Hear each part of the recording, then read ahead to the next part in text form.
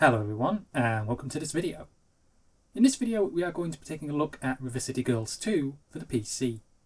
The game was developed by WayForward and is also published by WayForward and Arc System Works. This is a sequel that I've really been looking forward to all year. But is it any good? Let's find out and have a look at the review. Our story begins straight after the events of the first game. The Yakuza have been defeated and the girls have finally found Kunio and Riki.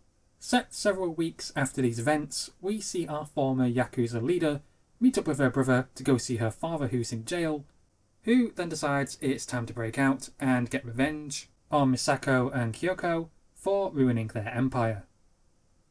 The school gets taken over by the Yakuza, the girls get expelled, and instead of caring, they just decide to veg out and play video games for 3 months. Now that they've played everything that they have, they now want a new game in the store, but the gangs now control the streets. To get their new game, they will have to punch and kick their way there and get back home.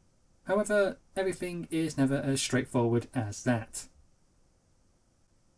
River City Girls 2 gives us 4 playable characters to begin with at the very start.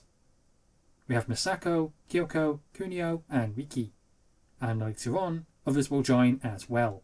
Just like in the first game, there's also recruitable characters which you can gain, and now with this being the sequel, we also have hired goons as an option, which is where you can hire and pay certain characters to join your team as a supporting role, a lot like how the recruits work.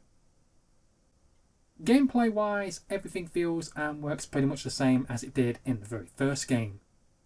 You'll move around from location to location, beating up bad guys, gaining money, unlocking new moves, going to stores, and doing side quests.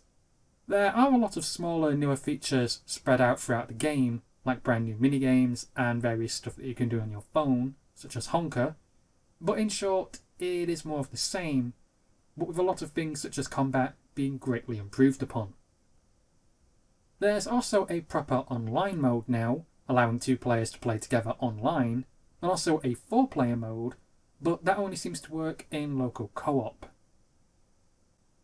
River City Girls 2 uses the same Fmod engine as before, and everything just looks so much bigger and better with characters and locations. My only gripe about the game's graphics is I got very quickly annoyed with the loading times. Granted that I am playing an early release here, but at present if you do move from one area to another, you're granted with a please wait loading screen that seems to last around 5 to 7 seconds. That really doesn't sound like much, but when you're moving from stage to stage very quickly, it kind of quickly reminds you of Resident Evil's opening door scenes. With the game stages, it does reuse a lot of areas from the previous game, but it has improved upon them by adding more to them than what was in there from the first. So when you do start off with this one, you will recognise very quickly where you are right away, but also very quickly you'll be heading off to brand new areas of the city or going to newly expanded parts, such as a new section of the mall which is under construction. The sequel also offers a lot more freedom too, and you can travel around to most areas at your own leisure. This can be a good and bad thing though, as when it comes to doing the side and mini quest games, you'll find that you end up doing a huge amount of backtracking from place to place. If you're looking at River City Girls 2 and are wondering if you should buy it or not, well, it is quite simple. If you love the first game, then you will absolutely love this one. And with this sequel, everything just has so much more to it.